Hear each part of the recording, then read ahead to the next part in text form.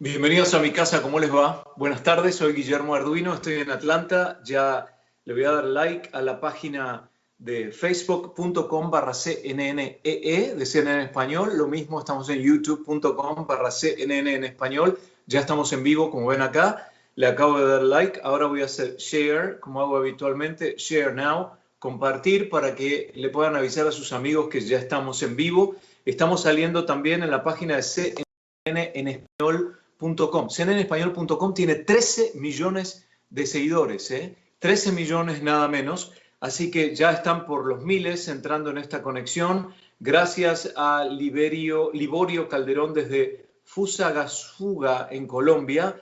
Laura Yáñez Solís pregunta, ¿cómo va la vacuna? Hoy vamos a hablar de coronavirus, más adelante trataremos de darle seguimiento a esa pregunta. Liruska Pereira dice, hola, saludos desde Wernigerode, en Alemania. Liruska está siempre con nosotros, es una top fan de CNN en español. Leonor Alarco también es top fan, dice, excelente. Buenas tardes desde El Salvador, Carmen Román. Miguel Samaniego nos saluda también. Reno Ardiancia, una top fan. María Cecilia Mendoza Delgadillo desde Potosí, Bolivia. ¿Cómo estás, María Cecilia? Desde Madrid, España, o Madrid con Z, Angélica Noelisa Domínguez, ¿cómo estás, Angélica? Muchas gracias. Desde Chile, Karina Ruiz. Lima, Perú, María Antonieta Boteri. Ecuador, Roberto Terán Meller. Desde Lima, Perú, otra top fan, Leonor Alarco. Desde Colombia, Luz Santander Chinome. Giselita Ortega desde Bolivia. Ya casi 3.000 personas, 3.000 personas. Desde el control me dicen, no te acerques tanto al iPad porque la cabeza me la corta la cámara. Veo que entra y sale, como se achique y se agrande la señal. En mi caso debe ser porque tal vez no tengo una señal muy fidedigna hoy. Esperemos que no tengamos ningún problema. Diego Mora Ocampo desde Ecuador, saludos, estimado. Gracias, Diego, igualmente. Hay un par de temas que quiero hablar antes de que comencemos a dirigirnos con respecto al tema del plasma, en particular en el día de hoy, y tiene que ver con la meteorología tropical. Bueno, son casi las 3 de la tarde, faltan 10 minutos para las 3 de la tarde en el este de Estados Unidos.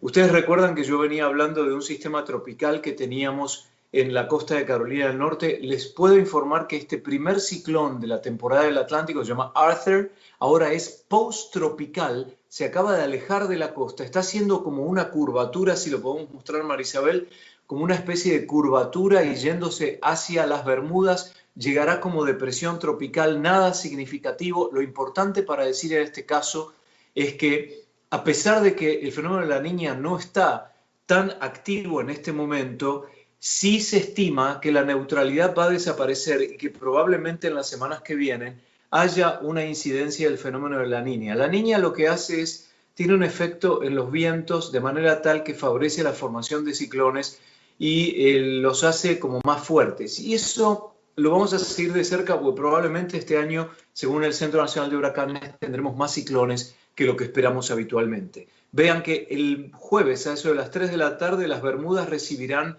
a esta depresión tropical, post-tropical, que en ese momento ya tendrá características tropicales, pero habrá perdido fuerza y tendrá más o menos vientos de 35 millas por hora. Ese es un tema. El otro tema es que la Universidad de Wisconsin en Madison y la Agencia de Ciencias Atmosféricas de Estados Unidos, conocida como NOAA, acaba de publicar un informe en el que dice que, habiendo estudiado las últimas 4 décadas, se ha observado un incremento en la velocidad de los vientos en los ciclones tropicales a nivel global en un 8% de incremento. Quiero mostrarles lo que pasa en la bahía de Bengala, particularmente hacia el lado de la India y Bangladesh, donde se espera la llegada de un ciclón tropical de características realmente peligrosas. Es más que un huracán categoría 5, lo que nosotros conocemos en esta parte del mundo, y que va a llegar en 24 horas. Ahí lo ven. Fíjense, el tamaño prácticamente cubre la mitad de la bahía de Bengala. Se observan en las últimas secuencias del ciclón cómo se va desarmando un poquito el ojo. Puede ser que sea un reemplazo del ojo, en este caso ese ciclo, o que la interacción con la Tierra ya esté provocando como que se desarma un poco, pero lamentablemente no hay tiempo como para detenerlo. La ciudad de Kolkata, la ex Calcuta, súper poblada, va a haber la recepción de este sistema sumamente peligroso y Bangladesh también. Vamos a ver cómo se está preparando la gente en esa parte del mundo y con esto cierro y le cito la Bahía de Bengala porque según NOAA, el Centro Nacional de Huracanes y la Universidad de Wisconsin es donde se van a ver los ciclones con mayor intensidad. Bueno, es lamentable, pero estamos contribuyendo con el calentamiento global y el cambio climático a este tipo de fenómenos, pero a la vez les puedo decir que también la construcción, ¿no? Porque si vamos a Indonesia, por ejemplo, muchos sectores que tenían tierra, césped, árboles, que ahora es una gran ciudad, de esa forma se ve como el agua no lo absorbe la tierra y sobrepasa la capacidad de absorción de los sistemas de desagote, etcétera, etcétera, y se producen las inundaciones a las que hemos visto en estos últimos años. Bueno, tenemos 4.100 personas constantes, vamos a superar los 100.000 para el final de esta conversación con el doctor Juan Carlos Dupont, que es jefe del Servicio de Hematología del Instituto Universitario CEMIC. Él es hematólogo, vamos a hablar del tema del plasma. ¿Cómo le va, doctor? Bienvenido. Bien, muchas gracias, buenas tardes. Primero y principal, ¿usted como hematólogo le parece que el tema de los estudios que se está haciendo con el plasma podría realmente traer una solución en los próximos meses hasta que haya una vacuna como para ayudar a la gente que se ve contagiada con esta enfermedad a poder sobrellevar los síntomas? Yo más que nada trataría de no ser a priorístico, no decir sí y luego justificarlo. La ciencia, la investigación clínica, que es una parte de la ciencia, que es la observación del fenómeno de tratamiento y la evolución de los pacientes, puede dar esa respuesta. Nosotros lo que tenemos son hipótesis y las hipótesis son auspiciosas y tenemos experiencia muy temprana que también es auspiciosa. Las experiencias anteriores en el tratamiento con plasma de enfermedades virales han sido exitosas, particularmente hay una que se recuerda localmente en la Argentina, que es la experiencia de una fiebre hemorrágica que se llama virus Junín, fiebre hemorrágica argentina. Ha sido tratada por un investigador proveniente de nuestro propio instituto que se mudó a un sitio, al campo, donde ratones tenían el virus, eran el reservorio del virus, y infectaban a los trabajadores de la tierra. Con plasma evitó o disminuyó del 15% a menos del 3% la mortalidad en el periodo temprano. O sea que sí, hay antecedentes, hay más antecedentes, sí, todo el que nos da orgullo local poderlo decir. Perfecto. Ahora, ¿cuál es el vínculo entre los anticuerpos y el plasma? El plasma es una parte de la sangre, ¿no? Que se puede lograr luego de la centrifugación de la misma. Exactamente, sí, el plasma es la porción líquida de la sangre, el cual lleva nadando a las células, que son los glóbulos rojos predominantemente, los glóbulos blancos y las plaquetas. Los glóbulos blancos sirven también para las defensas, pero se devuelven al individuo cuando se le saca el plasma, y las plaquetas y los glóbulos rojos también. Es la porción líquida de la sangre que contiene sales y proteínas principalmente, unas cuantas cosas más. Y dentro de las proteínas, unas que son las gamaglobulinas, que representan al espectro, al directorio de anticuerpos que un individuo tiene, y particularmente si ha tenido una infección reciente, a los anticuerpos con mayor intensidad, los que ha tenido por la infección reciente. Cualquier paciente que ha tenido el COVID-19 como enfermedad desarrollada podría participar de un estudio para hacer el análisis de su plasma y ver si potencialmente puede ayudar para el desarrollo de una medicina, de la vacuna, etc. Sí, esto ya está razonablemente visto por otros y por nosotros. El 97% de las personas que han tenido una infección reciente, y vamos a definirlo, tienen anticuerpos específicos. Hay unos detalles en el virus, en la proteína S, en su envoltorio, que es por spike, por pico, es la que es más inmunogénica, y el 97, repito, por ciento pacientes tienen esos anticuerpos. O sea que la gran mayoría de los que han estado infectados recientemente pueden ser buenos candidatos. Por supuesto, tienen que tener más de 18 años, pesar más de 50 kilos, no tener enfermedades comórbidas u otro tipo de impedimentos. Y no hay límite de edad, salvo la ley que da 65 años para tal efecto. Pero no lo habría si la persona es sana. ¿Qué pasa, doctor, a partir del momento en que una persona es una candidata aceptada para donar el plasma? ¿Cuál es el proceso posterior? Sí, yo quiero decir que nosotros en nuestra investigación analizamos todos los procesos. Una es la captación de los donantes, porque hay que entender que son individuos que recientemente han estado enfermos con la sospecha sobre sí mismos del daño que hace esta enfermedad en una proporción no menor, el 10%, y la mitad de ellos con riesgo letal o directamente morbi-letalidad. Entonces son individuos que están reticentes inicialmente para poder brindar sus datos y conectarse. Nosotros hemos desarrollado una tarea de promoción a través de redes, presentaciones públicas en medios audiovisuales, tratando de explicar lo benigno que es la donación de sangre y lo particularmente el cumplimiento de un deber moral, que es poder dar algo que no tiene para que otro intente, debo decirlo con estas palabras, intente salvarse del estadio peor de la enfermedad, que es la enfermedad respiratoria severa. Y entonces ese primer momento ha sido un momento muy interesante. Entonces he logrado más de 100 contactos, de los cuales 60 se han efectivizado con su donación efectiva, y la gente entiende, y además muchos de esos regresan, porque al devolverle los glóbulos rojos, nada de lo que trajo se queda dentro del banco de sangre, excepto por la porción líquida. Los glóbulos rojos, que son más lentos en reproducirse, se le devuelven en el mismo acto, que se llama plasmaféresis, y lo único que queda es la porción líquida, que contienen las gamaglobulinas, donde están en una parte de esas gamaglobulinas los anticuerpos específicos contra el COVID en los infectados recientes. Perfecto. Tengo un seguidor que se llama Javier Ávila, muy activo desde Chile en forma diaria, y le pregunta, doctor, ¿qué es el plasma convaleciente? Bueno, una persona cuando se cura de una enfermedad por un periodo tiene una convalecencia, se está terminando de curar.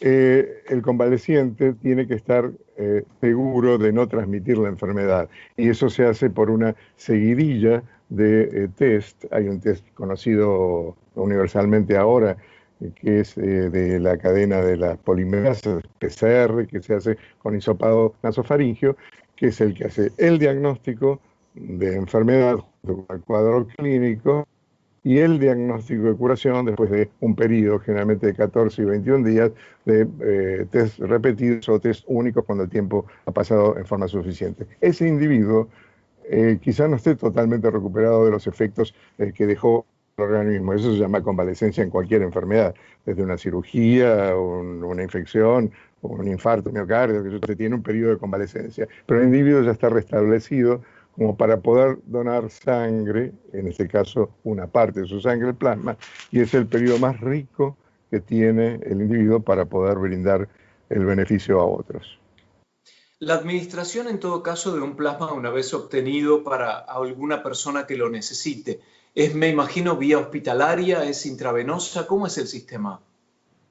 Sí, el plasma se administra de la misma manera que una transfusión en un individuo en general definido como un paciente grave, que no solamente está en un hospital, sino que está cerca de una UCI o UTI, una unidad de cuidados intensivos, ya iniciado las técnicas de mecánica ventilatoria, son tubo puesto en su tráquea, o sea que ya tiene las vías venosas para poder pasarle soluciones, antibióticos y además eventualmente el plasma. O sea, son individuos que en un principio son los que están peor, el 80% que se recupera la pasará mal, dolores musculares, o una tos o lo que fuera, no se recupera rápidamente de la falta de olfato o la falta de gusto, que son los síntomas más comunes, pero los individuos que están con enfermedad respiratoria severa son individuos que van a estar prácticamente un mes o 20 días en respirador si no tienen el deceso antes. Entonces esos individuos están intrahospitalarios y están en el sitio más complejo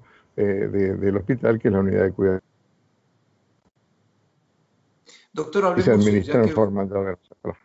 ya que usted es hematólogo, al principio de la cobertura sobre el tema del nuevo coronavirus, se especulaba, y esa es debo hacer hincapié en esa palabra, se especulaba con que el número de personas que eran más proclives a contraer la enfermedad tenían un tipo de sangre determinada. ¿Se ha avanzado algo en las investigaciones con respecto al grupo y factor sanguíneo y la propensión de uno a adquirir el virus y desarrollar la enfermedad? Eh, Existen una cantidad de eventos en el individuo que están más relacionados con respecto a percibir la enfermedad. El grupo sanguíneo ha sido una debilidad extraordinaria y debo decir que nosotros no tomamos en cuenta eso. Sí hay otros factores que son sumamente importantes, que son individuos con diabetes, con enfermedades pulmonares crónicas, con enfermedad coronaria, y sigo la lista, digamos, para que, ni tampoco la cito toda para no poner en pánico a la gente que pueda tener este tipo de inconvenientes, pero es verdad que el mayor riesgo está relacionado con las comorbilidades, está inversamente proporcional al sexo. Las mujeres tienen menos riesgos, no solamente de infectarse, sino de tener enfermedad grave, si no desconocemos, yo por lo menos desconozco cuál es esa relación, hay algunas hipótesis, y hay individuos que al principio se estaban tomando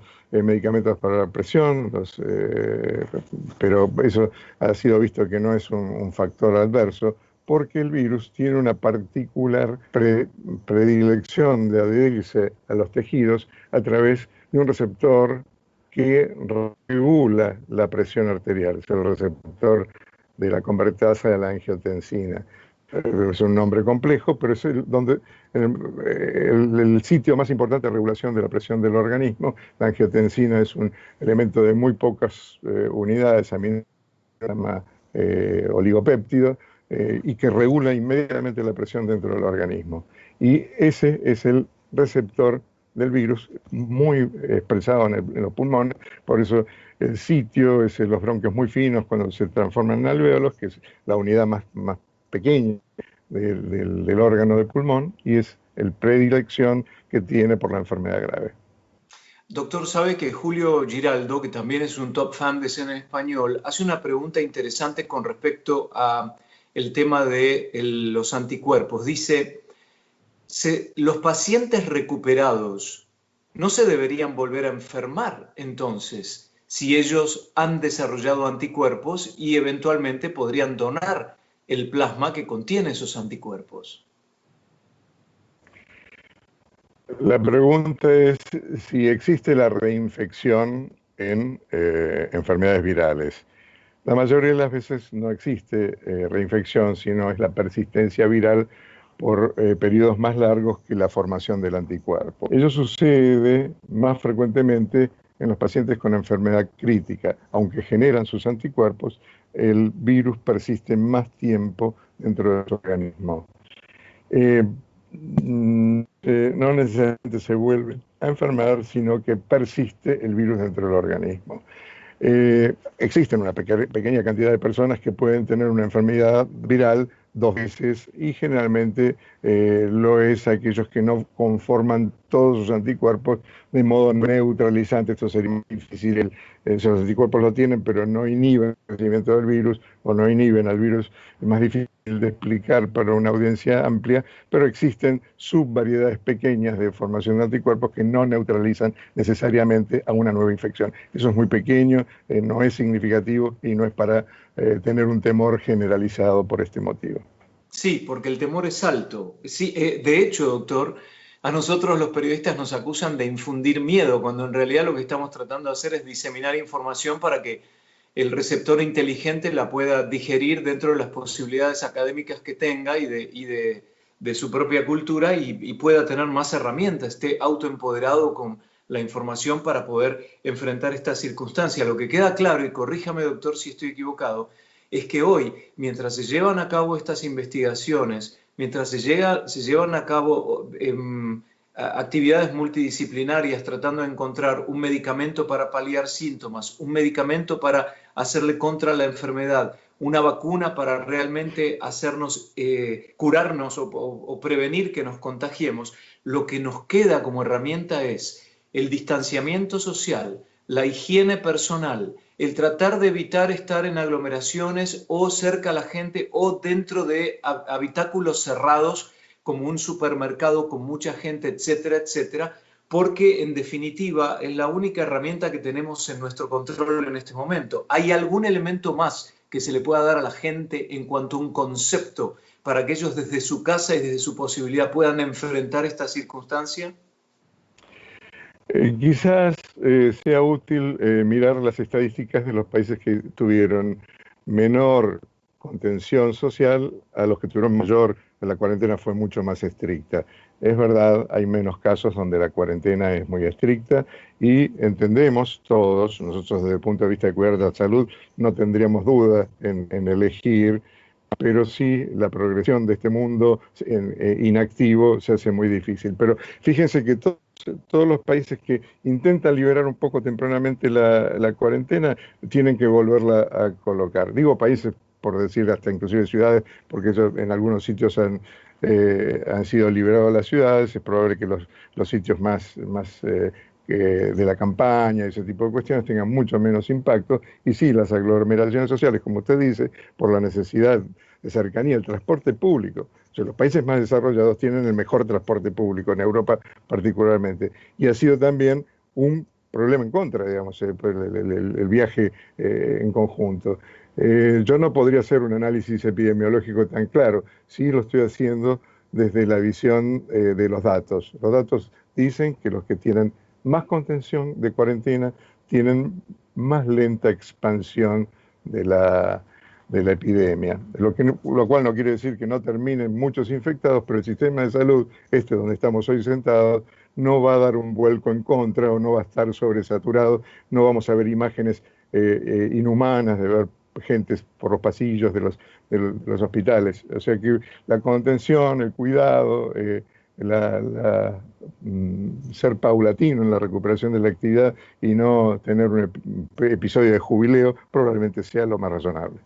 Lo que el doctor Dupont está diciendo es que, por un lado, las grandes ciudades probablemente lo vivan con mayor dramatismo comparado con los pequeños pueblos. Eso por un lado. Por el otro, que lo que estamos haciendo, las medidas de cuarentena y distanciamiento social y higiene, etcétera, etcétera, nos van a ayudar a nosotros a protegernos frente al potencial abarrotamiento del sistema sanitario de un país o de una ciudad, el colapso del sistema sanitario. No es que nos va a proteger por completo de la enfermedad, pero sí, en caso de ser necesaria la atención médica, si respetamos esta cuestión de higiene, distanciamiento social y cuarentena, etcétera, seguramente el sistema sanitario va a estar en condiciones para atendernos. Los países del primer mundo tendrán un sistema muchísimo más eficiente, se podrán dar el lujo, como por ejemplo la ciudad de Nueva York, de tener los números que tiene y que nunca el sistema ha colapsado, que han de hecho desarmado los hospitales de campaña que tenían en Central Park, porque igualmente el sistema era tan amplio y tan sofisticado que con el gran número que tuvieron pudieron atender a todo el mundo, aunque al principio la situación era muy dramática. Uno de nuestros seguidores, doctor Will Dion, dice, ¿quiénes no son candidatos al procedimiento de recibir plasma? ¿Hay algunos que no lo son? Hay una visión, las embarazadas no lo son, las mujeres multíparas tienen anticuerpos contra los glóbulos blancos y entonces el donante podría verse afectado. Hay una discreta pequeña cantidad de personas que pudieran no serlo. Ahora, con lo que respecta a lo que puede estar preguntando la audiencia, es que si alguno de los infectados no fuera candidato, creo que prácticamente todos que no tengan comorbilidades, o sea, enfermedades asociadas de importancia, pueden ser perfectamente donantes de sangre y nosotros los estamos citando digamos, invitando a la donación. Y lo que nosotros hacemos también es el título de anticuerpos para ver si tiene buena cantidad de anticuerpos, lo cual he dicho, más del 90%, en nuestro caso el 90%, tiene una cantidad aceptable de anticuerpos, y hay algunos que se llaman superreactivos, tienen mucha cantidad de anticuerpos y son los que invitamos más de una vez a la donación, si es que está dentro de sus posibilidades de voluntad y respeto a los deseos personales. O sea que no hay no candidatos en personas que tan solo han tenido el coronavirus, que no están enfermas de diabetes, de corazón, con múltiples remedios, tienen trastornos cognitivos, están con trastornos psiquiátricos, una cantidad de cosas que impiden el ejercicio de su propia voluntad. Y ahora que menciona aquellos que tienen mayor cantidad de anticuerpos, ¿hay alguna característica que los define, algún perfil que los distingue o puede ser completamente casual? Sí, es algo casual, pero es aleatorio, digamos. Uno no puede anticipar quién sí o quién no. En líneas generales, la mayor cantidad de anticuerpos las tienen las personas que han tenido la enfermedad con mayor carga viral, los Ah, que han pasado por el interesante. momento intenso. Es decir, hay una relación entre la generación de anticuerpos y la carga viral.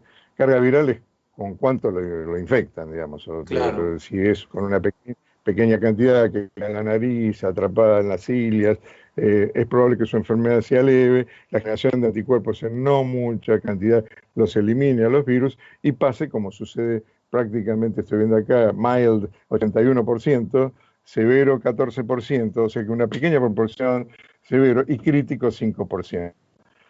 Los severos son los que tienen mayor cantidad de anticuerpos, porque tienen más tiempo el virus funcionando dentro del organismo e incitando al sistema inmunológico a producir algunas de sus sustancias, que son los anticuerpos, no son las únicas sustancias de las defensas. Los anticuerpos también están los linfocitos T, no vamos a hablar de ese tema porque sería un libro de inmunología, pero esa sustancia, las gamma globulinas, se llaman IgG, inmunoglobulina G e inmunoglobulinas M, sobre todo la primera, son las que pueden neutralizar al virus en una persona que todavía no llegó a ese punto. Entonces, sí, el plasma obtenido de estas personas sirve como puente, los primeros 6, de la semana, 10 días, es un puente hasta que el individuo puede empezar a producir sus propios anticuerpos. Los anticuerpos de otros no duran mucho dentro del organismo, dentro del organismo.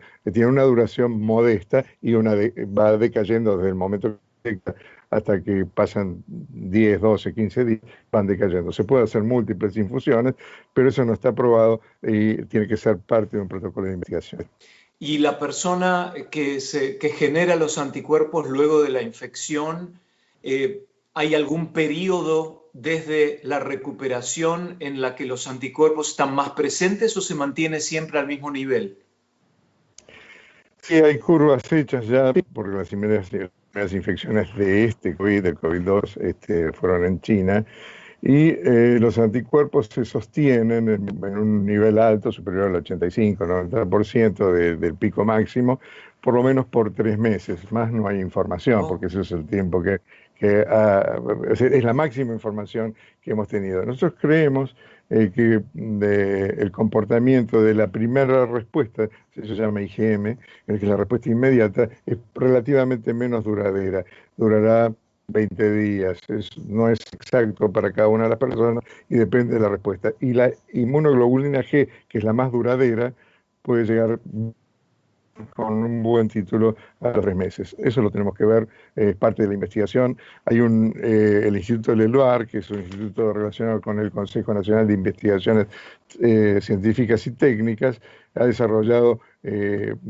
estudios específicos para titular en múltiples momentos la cantidad y la calidad de los anticuerpos, hasta inclusive su capacidad neutralizante. La doctora Gamarnik, que es la líder de ese grupo, ha logrado test in-house primero y luego semi-industrializados con la ayuda de aportes privados, es una gestión público-privada, y nosotros estamos participando dentro de ese estudio intentando conocer esto que su audiencia pregunta, si hay alguno mejor que el otro. Todos son buenos, pero dentro de los buenos hay algunos que son mejores que otros. claro.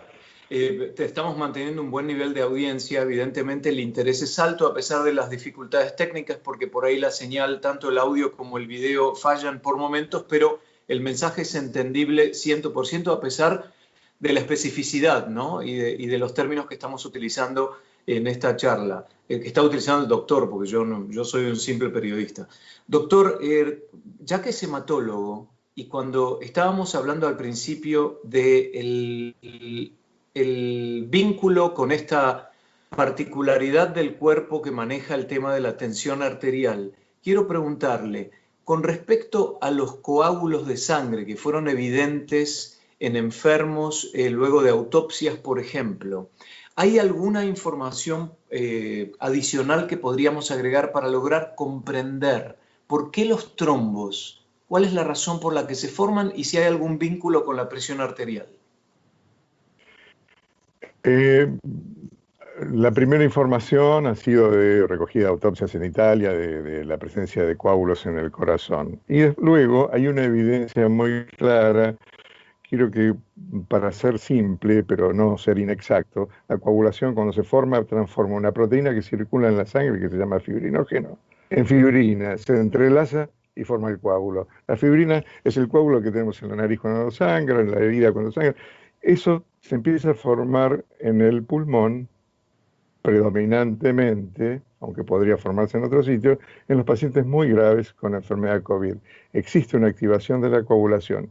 Y de esa proteína, fibrina formada, si el fibrinógeno que está entrelazado, parten unos pequeños pedacitos que se pueden detectar, que se llama dímeros, que son dos moléculas muy chiquititas que se analizan, y entonces esos individuos se sabe que tienen una predisposición a trombosis, porque ya la están teniendo en forma subclínica, ya desde los primeros días de la enfermedad. Sí, hay trombosis pulmón, grado variable, y un medicamento anticoagulante muy conocido y común para mucha gente, que porque en cada internación clínica se lo ponen, se llama heparina o enoxaparina, que son anticoagulantes naturales industrializados, son preventivos grandemente de esa progresión hacia la trombosis. No es que son cosas diferentes. El virus desarrolla por impacto inflamatorio, activación de la coagulación, trombosis intrapulmonar. Es el virus inicialmente. Luego existe una cascada, una vez que está en la curva inclinada de esa montaña rusa, que se independiza de la fuerza que lo lleva hasta arriba. Pero de todas maneras, el origen sigue siendo el virus. Estoy viendo que hay muchísimos comentarios. Nos preguntan, por ejemplo, Lucy Arellano sobre el tratamiento con células madres. También dice Diana Saray Moreno, y un poco complementa la pregunta de recién, doctor. Dice, ¿es posible la formación de coágulos a pesar de estar anticoagulado el paciente? Eso es una buena pregunta, y eso es el tratamiento anticoagulante es efectivo la mayoría de las veces y no es efectivo en una proporción de ellas, no solamente para la infección COVID, sino también para la patología clínica con trombosis. Hay una enfermedad que se llama embolia de pulmón, muy conocida para algunos, en pacientes con enfermedades oncológicas o enfermedades cardiovasculares o predisposición, la toma de anticonceptivos, una cantidad de predisposición y el propio embarazo. El tratamiento es efectivo la gran mayoría de las veces. Todas las intervenciones farmacéuticas en la medicina son buenas en una proporción y no tanto en otra. Eso no sería una sorpresa, y no lo es en este caso, de mayor desconocimiento que algunos de ellos, a pesar de estar anticoagulados, la enfermedad progrese. Muy bien. Le agradecemos muchísimo al doctor Juan Carlos Dupont, jefe de hematología del CEMIC. Estuvimos hablando originalmente sobre el tema del plasma, que es, siendo hematólogo, las investigaciones que llevan adelante ellos.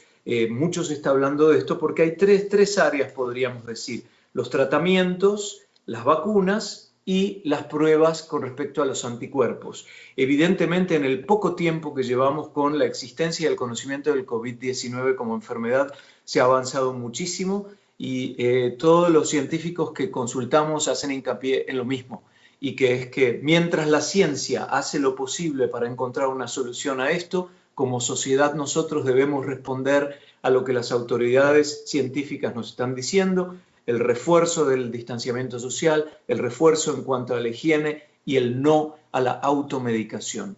Doctor Juan Carlos Dupont, buenas tardes, gracias por el aporte. Guillermo, muchas gracias, a ustedes también.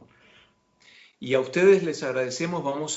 Se mantuvo muy, pero muy alta la audiencia durante esta entrevista, evidentemente por la necesidad de saber. Vamos a sacar 2 o 3 ítems que resumimos de lo mejor de esta conversación. Los vamos a postear en todas las plataformas, y si quieren, o directamente es un pedido, reposteen esta entrevista en Facebook o en YouTube, donde nos estén mirando, para que la mayor cantidad de gente tenga acceso a todo este conocimiento. Hasta el próximo encuentro digital de CNN. Gracias por acompañarnos.